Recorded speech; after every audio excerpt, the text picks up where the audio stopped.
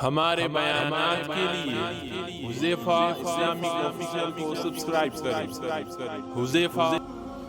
आज जो बेहयाई बढ़ रही है ये मुआशरे के अंदर अच्छे बुरे की वजह से बढ़ रही है कि इंसान का अंदर से ख़राब हो चुका है, इंसान अंदर से ख़राब हो चुका है।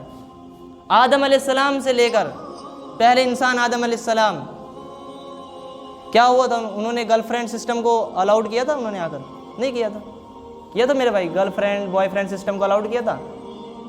पुराने ज़माने से आदम अलैहिस्सलाम से लेकर अब तक, अब से जो पहले तक, अब तो शुरू हो गया है काम, अब से पहले तक निकाह था। हम इस बेहयाई की तरफ गए जो मुआशरे के अंदर बेहयाई फैल रही है, जो गर्लफ्रेंड बॉयफ्रेंड का जो सिस्टम चल रहा है मुआशरे के अंदर, ये बहुत बुरा सिस्टम है। इससे नस्लें बर्बाद होगी, इससे नस्लें बर्बाद हो, औरत की ज़िंदगी बर्बाद हो रही है इससे, इस सिस्टम से औरत की ज़िंदगी बर्बाद हो रही है। औरत की वैल्यू इतनी रह गई जितनी टिश्यू पेपर की, टिश्यू पेपर होता है ना, इतनी वैल्यू औरत की रहेगी बस, इससे फालतू औरत की कोई वैल्यू ख़त्म।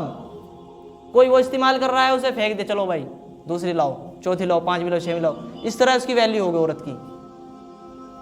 जो मुआशरा जो दूसरी यानी कि गैर मजहबी तरीके में चल रहा है, और जो मुसलमान भी इस मुआशरे को अपने अंदर लाएगा तो इसकी ज़िंदगी भी तबाह होगी।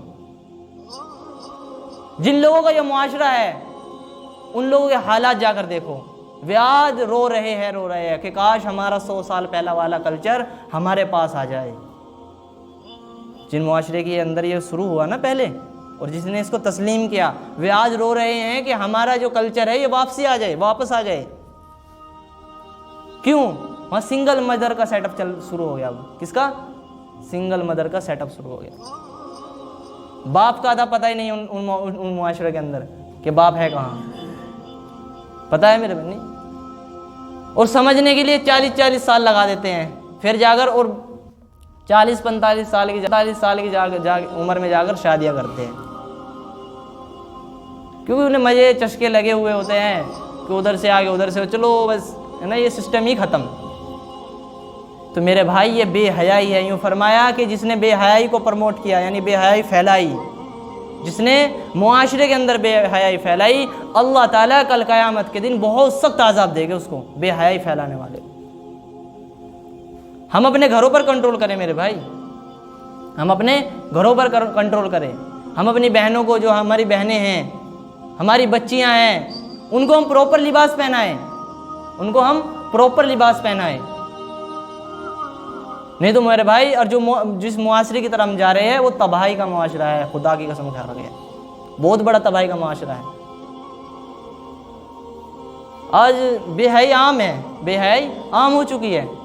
ये इंसान की भी कुछ गलतियां हैं। क्यों गलतियां हैं? वही बात आ जाएगी कि रूहानी गाइडेंस नहीं मिली तो है लेकिन कबूल नहीं की। पहुंच भी गई है गाइडेंस, खुदा की कसम आज हर इंसान के जेब में मोबाइल है, और हर मोबाइल के अंदर उलमा बता रहे हैं, मुफ्ती बता रहे हैं, गाइडेंस कर रहे हैं, गाइड कर रहे हैं ना मेरे भाई, लेकिन हम कबूल नहीं कर रहे। असल वजह यह है, हम कबूल नहीं कर रहे उस गाइड को, उस गाइडेंस को। इसलिए पैगंबर की तालीमात को हम फॉलो करेंगे मेरे भाई तो हम कामयाब हो गए। पैगंबर की तालीमात से जो हम हटेंगे, मोहम्मद सल्लल्लाहु अलैहि वसल्लम की जो तालीमात जो दुनिया के अंदर मोहम्मद सल्लल्लाहु अलैहि वसल्लम तालीमात देकर गए, उससे हम हटेंगे तो मेरे भाई मुआशरे के अंदर तबाही आएगी। और मुआशरा मेरे भाई फिर देखना आने वाले दौर के अंदर, ये इस मुआशरे के अंदर भी फादर का कॉन्सेप्ट ख़त्म हो जाएगा, फादर का कॉन्सेप्ट ख़त्म। जिनको हम अच्छा मानते हैं ना, उस मुआशरे को, जिस मुआशरे को हम अच्छा मानते हैं, उस मुआशरे के अंदर माँ बाप की इज्जत नहीं है। ओल्ड होम कहते हैं ना उसको, कि वो जब माँ बाप बूढ़े होए, क्या सिरदर्दी लेने, इसको ओल्ड होम में भेजो, और हमारी तनख्वाह जो आती है ना 1-1.5 लाख रुपए, उसमें से हमारी तनख्वाह काटते रहना, इनको खिलाते रहो। गवर्नमेंट उधर की यही काम करती है कि उनकी तनख्वाह होती है ना, तो उसमें से 1 लाख रुपये तनख्वाह है तो 40,000 रुपये पहले काट लेती है कि आपको बाद में मिल जाएंगे। लेकिन वो ओल्ड हाउस में जो उनके माँ बाप रखे तो उनको खिलाया जाता है। उसके माँ बाप की इज्जत नहीं है उस मुआशरे के अंदर। तबाही तबाही तबाही। अपनी ज़िंदगी है ना, ऐसा नहीं है, इंसान की खुद की ज़िंदगी नहीं है ये, इंसान का खुद का शरीर नहीं है, इंसान का खुद का बदन नहीं है, ये अल्लाह का बनाया हुआ है।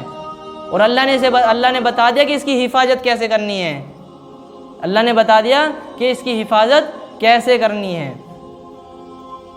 इसको कैसे इस्तेमाल करना है, तुम्हें निकाह करके इस्तेमाल करना है या फिर बेहयाई के चस्के लगाकर इसको इस्तेमाल करना है, वो अल्लाह ने बता दिया। अल्लाह ने बता दिया। इसी वजह से अल्लाह ताला ने कुरान शरीफ के अंदर 4 शादियों को हुक्म दिया है, ताकि इंसान का ध्यान, इंसान जो इस्लाम के अंदर औरत को जो प्रोटोकॉल, जो इज्जत मिली ना इस्लाम के अंदर, ये और कोई मज़हब के अंदर या इस गर्लफ्रेंड बॉयफ्रेंड के सिस्टम में नहीं है इज्जत। ठीक है ना, वो अपना खर्चा करती है और वो बॉयफ्रेंड अपना खर्चा कर रहा है। लेकिन इस्लाम के अंदर जिन्हें निकाह के अंदर जब औरत आ जाएगी, वो क्या करेगी? जब निकाह के अंदर औरत आ जाएगी, वो सारा खर्चा कौन उठाएगा? मर्द उठाएगा। तो एक औरत को उसके घर वाले ने कहा कि अपनी बच्ची को, कि मेरी बच्ची है ये, अब अपनी घरवाली को कहा कि मेरी बच्ची को अच्छे कपड़े पहनाकर, ये ऐसे बेहुदा कपड़े लिबास क्यों पहनाया हुआ है? तो बहस बसा हुई उन घर में, आपस में लड़ाई झगड़े हो गए। तो उस औरत ने कहा कि मैं ऐसे इस्लाम को नहीं मानती, मैं ऐसे इस्लाम को नहीं मानती जितनी पाबंदियां लगा रहा है, मैं ऐसे इस्लाम को नहीं मानती। तो मेरे भाई, जो ऐसे इस्लाम को नहीं मानना, तो मेरे भाई उस मुआशरे के इस्लाम को मानना है जो मुआशरे के अंदर उसमें इस्लाम चल रहा है फ़िलहाल।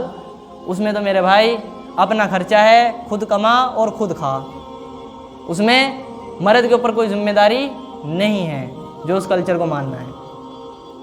लेकिन जो पैगंबर की तालीमात को फॉलो करना है, इसमें निकाह है और निकाह की सारी जिम्मेदारी मर्द पर, किसको अथॉरिटी दे दी।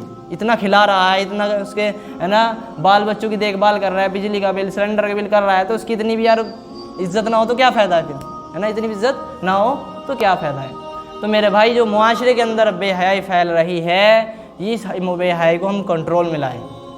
हम अपने घर के अंदर बेहयाई, अपनी बहनों को कहो उसको चुन्नी यानी कि उसको कहो सकाब लेकर चले, बाज़ार के अंदर जाना है, बुर्का लेकर चले सकाब, यानी कि जो बाज़ार के अंदर जाना है, ये हमारी जिम्मेदारी है, भाइयों की जिम्मेदारी है, बाप की जिम्मेदारी है।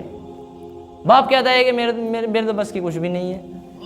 तो जब तू उसे खिला रहा है, उसे पिला रहा है, तो तेरे बस की, तो तेरी जिम्मेदारी नहीं बनती कि उसको गलत मुआशरे से रोके, उसे बेहयाई से रोके, तो तेरी जिम्मेदारी नहीं बनती।